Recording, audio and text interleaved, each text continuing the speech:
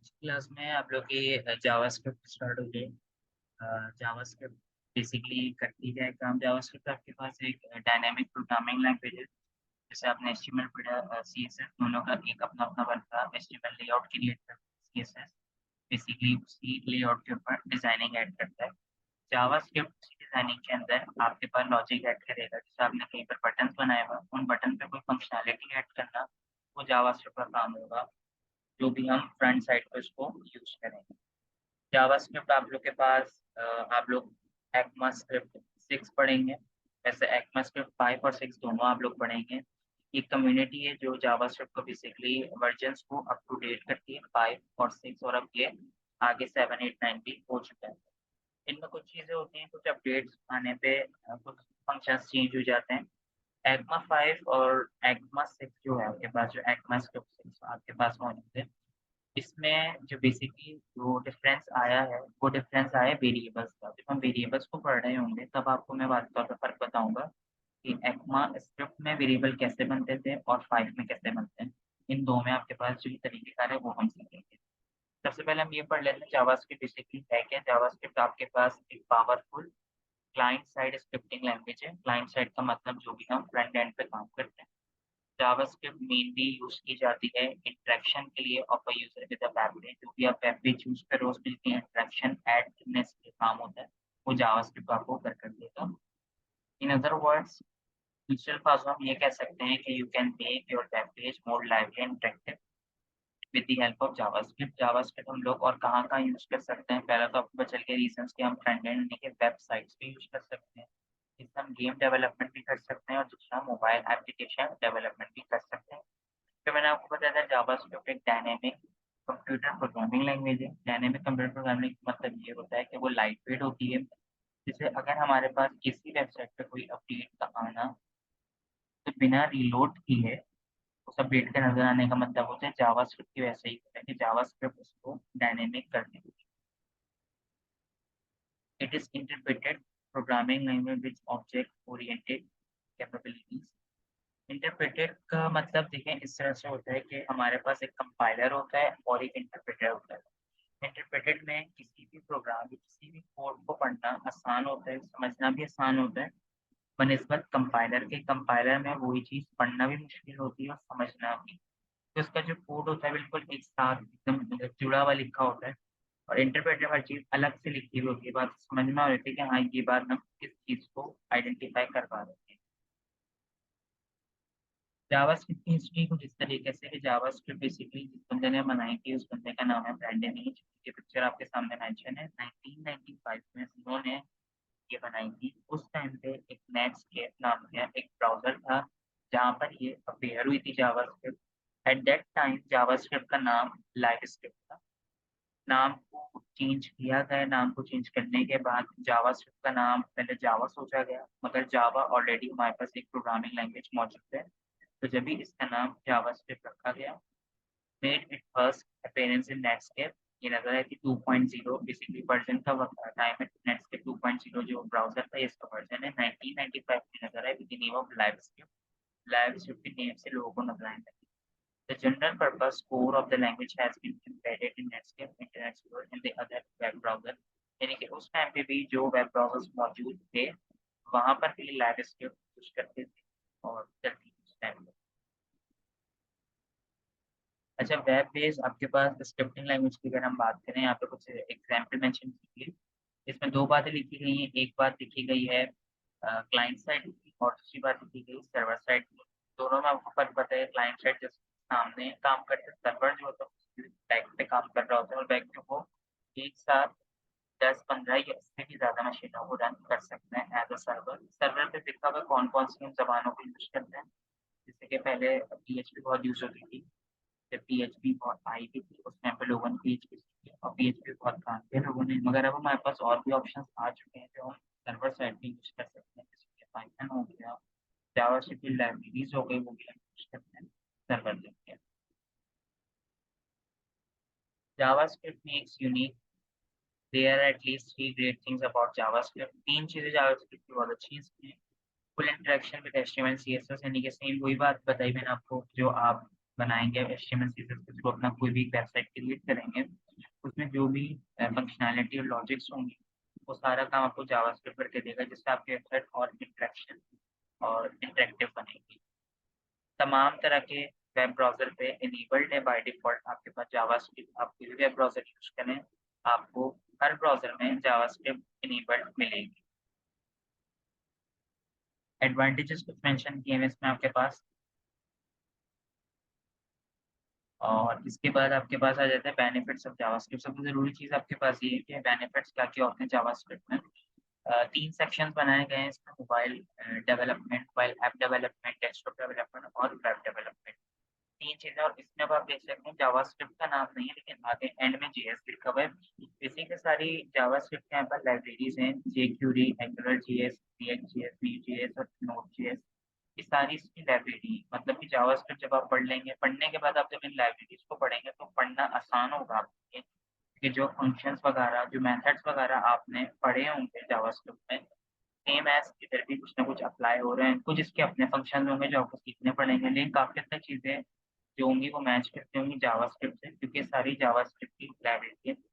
Library جاوا script استعمال کرنا تھوڑا ڈیفیکلٹ ہوتا ہے، الگ طریقے سے اس کو ہم یوز کرتے ہیں۔ اور اینگولر جی ایس، جے کیوری وغیرہ ہم لوگ کافی پہلے بڑا یوز کیا جاتا تھا، اب یہ کہ ہم لوگ ریئیکٹ کو بہت استعمال کرنے لگے ہیں اور نوڈ جی ایس کو بہت استعمال کرنے لگے ہیں۔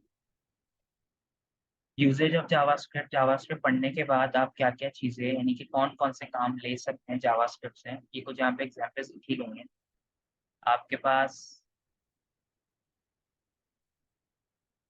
ڈراپ ڈاؤن مینیو بنایا جا سکتا ہے کسی بھی، آپ نیویگیشن بار کو بنا، اس میں اگر آپ ڈراپ ڈاؤن مینیو بنانا چاہ رہے ہیں تو وہ جاوا اسکرپٹ کے تھرو آپ کے پاس بنے گا۔ بیسیکلی اس میں آپ کوئی ایسی فنکشنلٹی ایڈ کریں گے جس سے وہ ڈراپ ڈاؤن مینیو آپ کے پاس ورک کر سکے، اور ورک کروانے کے لیے آپ کو جاوا اسکرپٹ کی ضرورت ہوگی۔ اینیمیٹڈ سلائڈر، ایک سلائڈر اگر آپ کو کسٹم سلائڈر خود سے بنانا ہے تو وہ آپ جاوا اسکرپٹ کے تھرو بنا سکتے ہیں۔ اس سے پہلے آپ نے HTML میں امیزنگ سلائڈر کو پڑھا تھا اور بوٹ اسٹریپ میں ہم نے کیروسلس کو پڑھا تھا، جس کے آپ سمپلی کیا کر رہے تھے، پوسٹ وغیرہ کو اٹھا کے خود سے لے کر آ رہے تھے، کوڈنگ آپ خود نہیں کر رہے تھے، کوڈنگ آپ کو بنی ہوئی مل رہی ہے، لیکن جاوا اسکرپٹ پہ آپ لوگ کسٹم سلائڈر خود سے کریٹ کر سکتے ہیں۔ تو یہ سمپلی آپ کے پاس ہے یوزیج جاوا اسکرپٹ جو آپ یوز کریں گے۔ لمیٹیشنز ہیں اس کی، اس کے بعد آپ کے پاس اس میں کون سا آپ ٹیکسٹ ایڈیٹر یوز کر سکتے ہیں جاوا اسکرپٹ کا پروگرام ٹائپ کرنے کے لیے، تو ایگزامپل پہ اتنے سارے ہم نے نام لکھے ہیں، آپ اس میں سے کوئی بھی یوز کر سکتے ہیں۔ ہم لوگ وی ایس کوڈ پہ کام کر رہے تھے تو ہم وی ایس کوڈ پہ ہی کام کریں گے، اگر آپ میں سے کوئی basically note paid plus plus پہ کام کرنا چاہ رہا ہے تو وہ بھی کام کر سکتے ہیں، رزلٹ آپ کو سیم۔ جی ایس پلیسمنٹ کا مطلب یہ ہوگا کہ آپ جاوا اسکرپٹ لگائیں گے کہاں پہ، تو جاوا اسکرپٹ یاد رکھے گا بیسیکلی 2 طرح کی ہوتی ہے، ایک ہوتی ہے انٹرنل یعنی کہ ان پیج جاوا اسکرپٹ، اور دوسری آپ کے پاس ہوتی ہے ایکسٹرنل جاوا اسکرپٹ۔ ایکسٹرنل جاوا اسکرپٹ کا مطلب یہ ہے کہ اس کی ایک سیپریٹ فائل بنے گی، اور ان پیج جاوا اسکرپٹ کا مطلب ہوگا کہ HTML کے اندر ہی آپ لوگ جاوا اسکرپٹ کو کال کروائیں گے۔ تو 2 طریقے کار ہیں، نارملی ہم لوگ جو آفیشیلی یعنی کہ زیادہ جگہوں پہ ایکسٹرنلی یوز کیا جاتا ہے جاوا اسکرپٹ کو، تو آپ ایکسٹرنلی یوز کر لیں، لیکن اگر آپ کو پتا ہے کہ کام کم ہے تو آپ لوگ ان پیج بھی یوز کر سکتے ہیں۔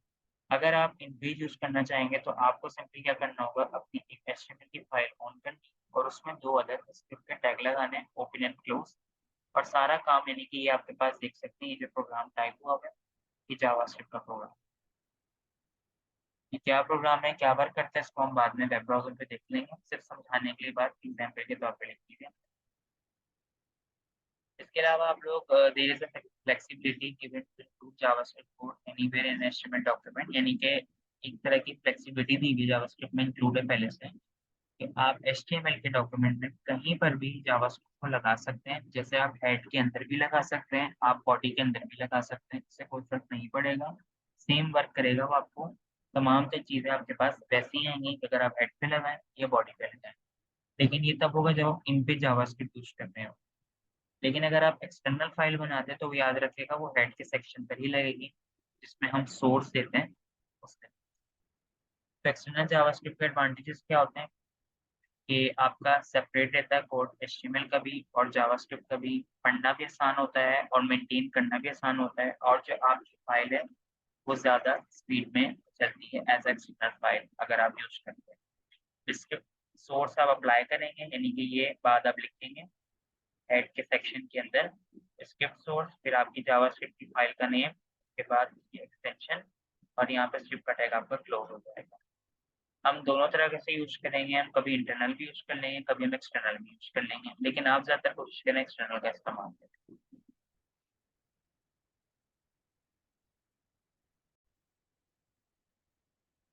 ये देखते हैं कि जावास्क्रिप्ट का सबसे पहला प्रोग्राम किस तरह से टाइप किया जाता है और किस तरह से हम उस प्रोग्राम से यानी कि उस फंक्शन से अपना काम ले सकते हैं। सबसे पहले मैं क्या करूँगा, यहाँ पे एक फोल्डर बनाऊंगा, और फोल्डर मैं बना चुका हूँ। यहाँ पे फोल्डर बनाने के बाद इसके अंदर एक फाइल बनानी है, तो सिंपली राइट क्लिक करके मैं ओपन विथ कोड करता हूँ, और ओपन विथ कोड करने के बाद न्यू के बटन पे जाके एक मैं नई फाइल बना लेता हूँ यहाँ पे, और नई फाइल का नाम मैं रखूंगा index.html।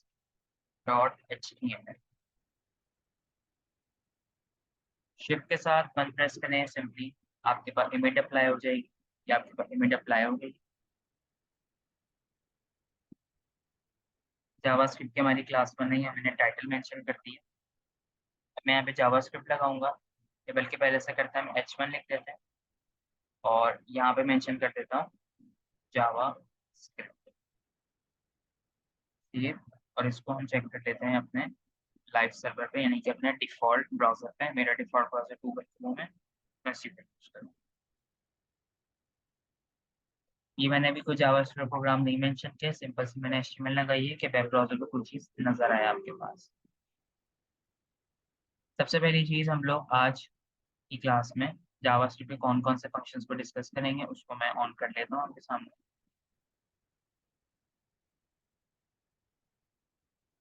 ठीक है? आज की क्लास में हम लोग डिस्कस करेंगे कंसोल का फंक्शन और डॉक्यूमेंट का फंक्शन। ये दो फंक्शन आपके पास हैं, दोनों फंक्शन का काम बिल्कुल एक ही तरह से होता है, लेकिन दोनों फंक्शन के जो रिजल्ट्स हैं वो अलग अलग जगहों पे आपको मिलेंगे। जैसे कि पहले मैं कंसोल को डिस्क्राइब कर देता हूँ। कंसोल आपके पास है क्या? कंसोल आपके पास एक फंक्शन है जो किसी भी मैसेज को प्रिंट करने के काम आता है। मैसेज को प्रिंट करने का काम का मतलब ये होगा, ये जो मैंने लिखी है बात कंसोल डॉट लॉग, ये पूरा एक आपके पास फंक्शन है, यानी कि कंसोल एक फंक्शन है, और इसका मैं एक मेथड यूज कर रहा हूँ जिसका नाम है डॉट लॉग। डॉट के बाद जो भी बात लिखी हुई होगी याद रखिएगा वो आपका मेथड होगा, और डॉट से पहले जो बात लिखी होगी वो आपका हमेशा फंक्शन होगा जावास्क्रिप्ट के अंदर। तो पहला फंक्शन हम पढ़ रहे हैं कंसोल डॉट लॉग। ये कंसोल का जो मेथड है डॉट लॉग को हम पढ़ रहे हैं, इसके और भी मेथड है जो मैंने नीचे मेंशन किए। कंसोल डॉट लॉग का जो एक्चुअल में काम होता है वो ये काम होता है, वो बेसिकली हमें एरर एंड वार्निंग दिखाता है कि अगर आपके प्रोग्राम में कोई एरर या वार्निंग है तो वो आपको मेंशन करेगा। अब कंसोल का जो आउटपुट आपको मिलता है वो आपको मिलता है वेब ब्राउजर के, यानी कि वेब कंसोल के अंदर। देखिए वेब ब्राउजर तो ये होता है जो मैंने अभी सामने ऑन किया था, जैसे कि जस्ट लाइक ये मेरा वेब ब्राउजर है जो मैंने आपके सामने ऑन किया। अगर आप इसी वेब ब्राउजर माउस का राइट क्लिक करके इंस्पेक्ट पे जाएं, इंस्पेक्ट पे जाने के बाद आपको एक ऑप्शन मिलेगा जिसका नाम होगा कंसोल, इसको हम बोलते हैं वेब कंसोल। वेब कंसोल पे मैंने कोई काम नहीं किया, ठीक है, तो जब भी देखा मुझे कोई रिजल्ट नहीं मिला, सिंपली लिखा हुआ है लाइव रिलोडेड एनेबल्ड। ठीक है, आप कह रहे हैं वो खुद ही वो इसको रिलोड करता रहेगा क्योंकि आपने इनेबल रखा हुआ है। जब मैं कंसोल पे कोई काम करूंगा तो उसका आउटपुट याद रखिएगा मुझे वेब ब्राउजर पे नजर नहीं आएगा, वेब कंसोल पे नजर आएगा। कंसोल का जो फंक्शन है वो कंसोल पर ही वर्क करेगा, ब्राउजर पे वर्क नहीं करेगा, यानी कि ब्राउजर वेब ब्राउजर वर्क नहीं करेगा वहाँ, आपके वेब के कंसोल पे वर्क करेगा।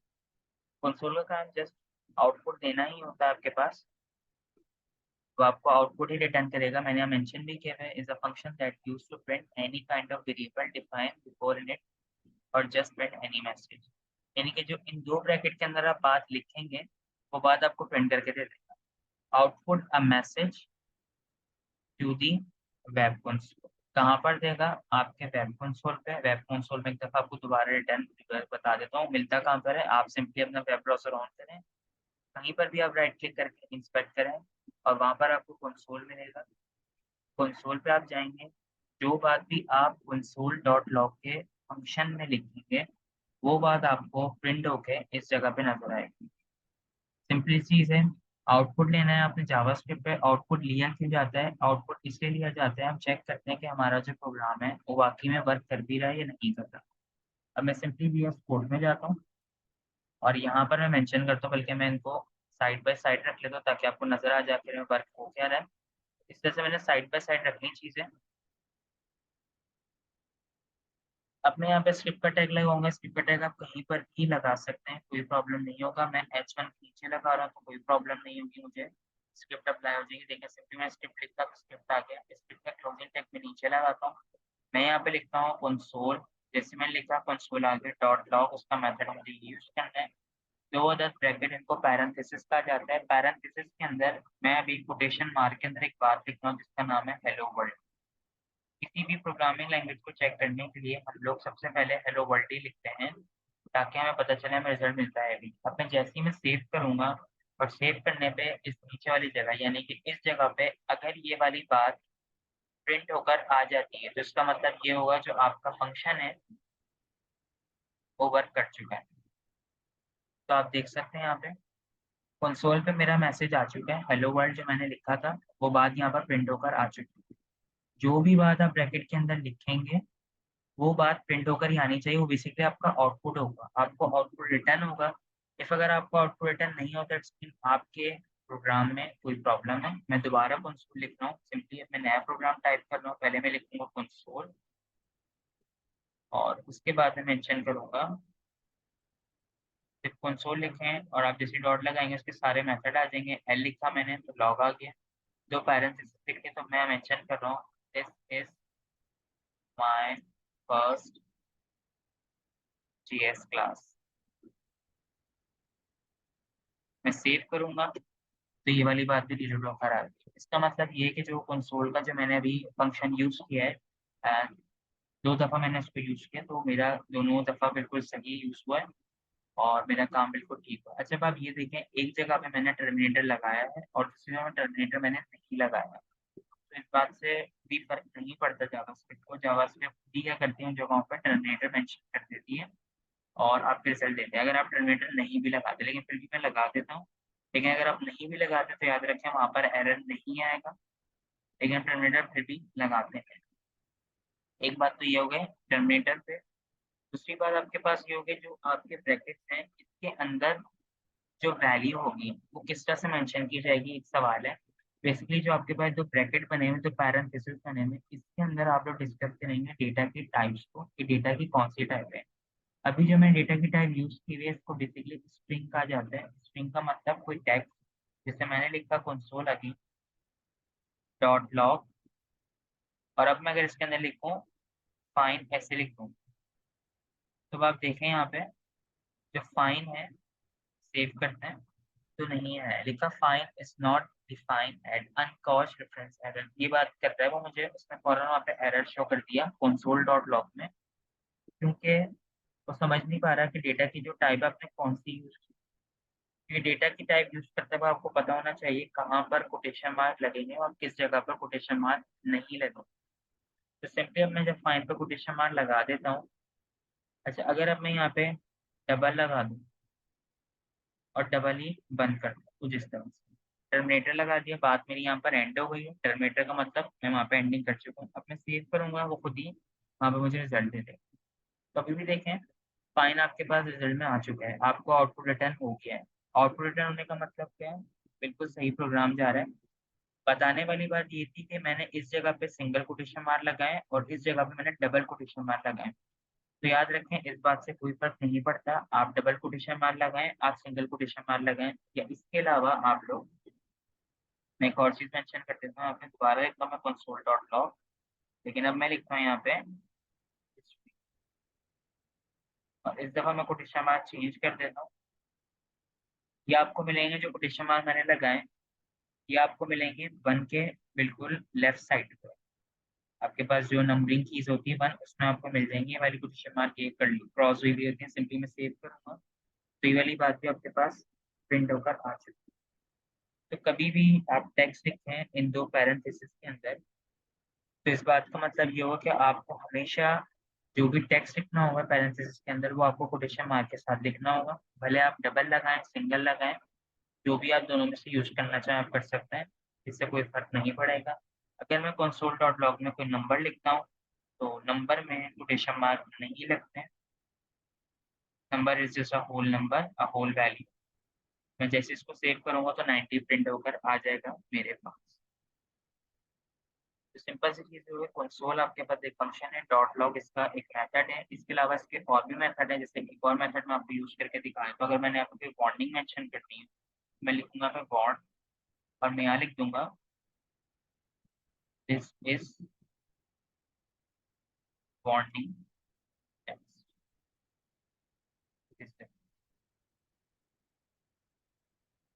तो बॉन्डिंग टेक्स्ट वो येलो लाइन हो जाएगी, और वहां पर आपके बॉन्डिंग मेंशन कर। एरर आप दे सकते हैं, एरर पे आपके पास रेड लाइन आएगी। अगर आपको कोई ऑब्जेक्ट देना हो तो वो आप कैसे देंगे? ऑब्जेक्ट में बेसिकली दो चीजें होती हैं। पहले आप क्या करेंगे, एक आप की देंगे, फिर आप उसका कोई वैल्यू ऑफ पेयर देंगे। जैसे कि आपने लिखा console and then dot table, मैंने यहाँ लिखा नेम, और कोटेशन मार्क में लिखा मैंने साहिल, कॉमा,